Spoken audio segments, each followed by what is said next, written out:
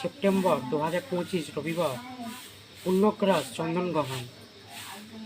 এই চন্দনগ্রহণে ভারত এবং বাংলাদেশ দৃশ্যমান।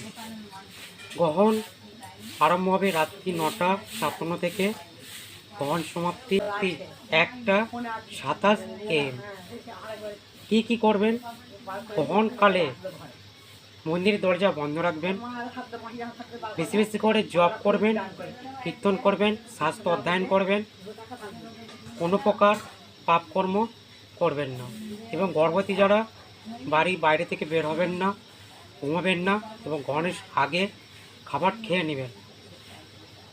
এবং গ্রহণ সমাপ্তির পরে আপনারা স্নান করে নেবেন, শুদ্ধ বস্ত্র পরিধান করবেন, এবং কোনো খাবার যদি রয়ে যায় সেই খাবার আমরা ফেলে দেবেন, জলে দিয়ে দেবেন।